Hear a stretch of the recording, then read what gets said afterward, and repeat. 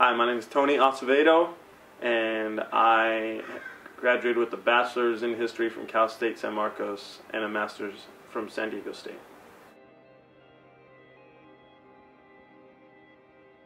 So without my cell phone or computer, I think I'd probably be pretty thrown off, just because in the day-to-day activities that I do, I've relied on it so much. But in another sense, honestly, I think it might be a good thing, because I wouldn't be so reliant on, sitting in front of a screen talking to people that I can't even see or whatever. It almost makes the whole world around me more personal. I feel like maybe I'd have to confront day-to-day life more. We'd almost be a little bit more aware of our surroundings and be more passionate about, dealing with the world in front of us a little bit more, instead of kind of running to our cyber worlds or whatever.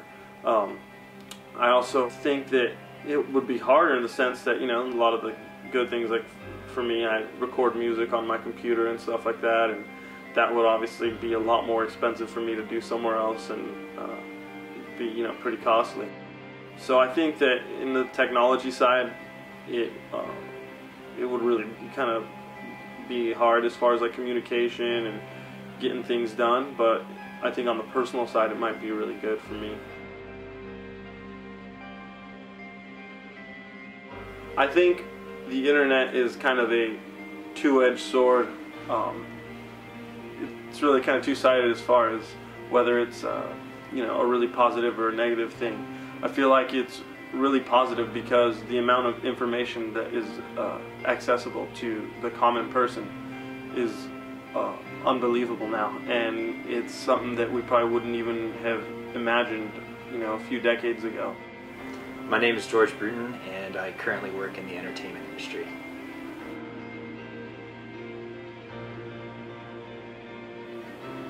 As far as CDs and DVDs, within 2 years they will be obsolete to the consumer due to technology that is being created, not necessarily as a deliverable, but the way that consumers can access what they want.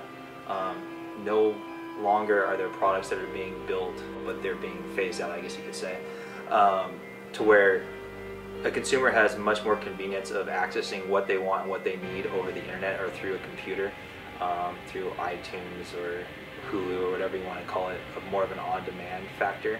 So just like tape was, or an 8-track that is no longer in demand or even used, CDs and DVDs will follow that same path as technology grows, like with anything. As far as how the internet has changed my life, besides there are convenience factors to it, I look at it as a different avenue of hell, just due to the amount of responsibilities that can be constantly put on you if you're in a position of responsibility. Example being, if you are trying to step away from the office, or you're trying to get out on a weekend break, the internet constantly is giving you that access, and due to your own personal responsibilities, you're constantly always going to be tempted to be checking in and seeing what is going on. So what I'm basically trying to say is that as much as it's a blessing as furthering, the way that the world works, for some people it can be somewhat of an inconvenience or issue of personal life.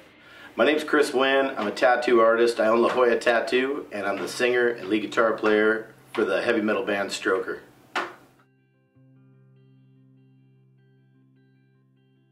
And as a gamer myself, I've gamed through every different system, Sega, Nintendo, PS1, PS2, and now a huge fan of the Xbox 360 and some online gaming. It's just come so far. It's just ridiculous, and the places that it's going now are just even more so than I ever could imagine when I first started slapping a ball between two sticks back in the early 70s.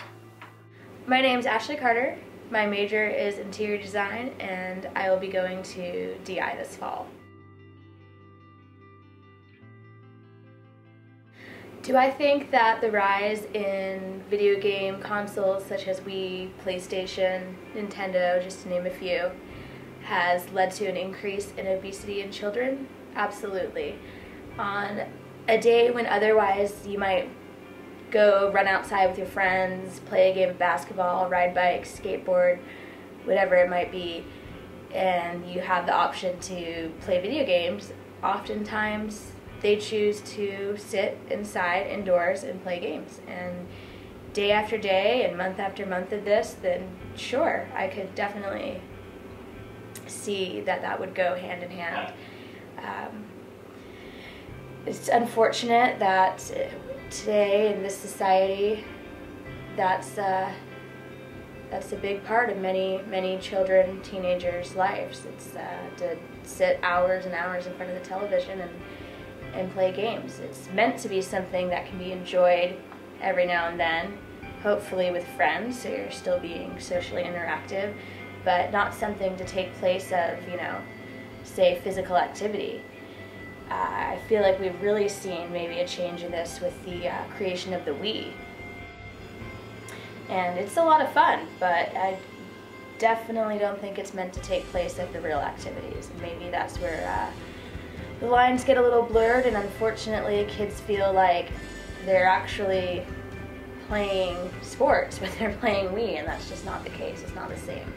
So yeah, I agree that the rise in video games definitely correlates with the rise in childhood obesity.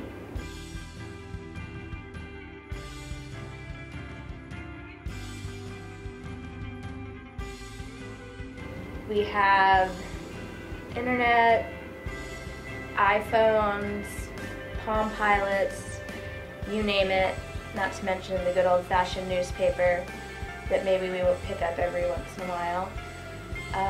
Pretty much news at our fingertips whenever we want it. It's a pretty great thing, but are we being exposed to too much? And what are we exposed to is actually, how much of that is actually the truth? I don't know, it's really hard to know. It's so quick to just believe anything that you read. I don't know, do I think it's a good thing? Yes and no, but I kind of miss the days where maybe I went a whole afternoon without hearing about what Paris Hilton did last night, or, what war we're fighting.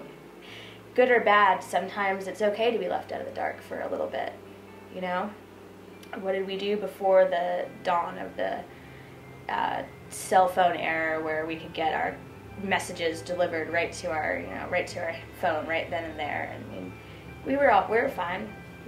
Everything was great. So I do think that the mass media has gone a little far. All of our technology and the combination of the two is just, it's a bit over the top.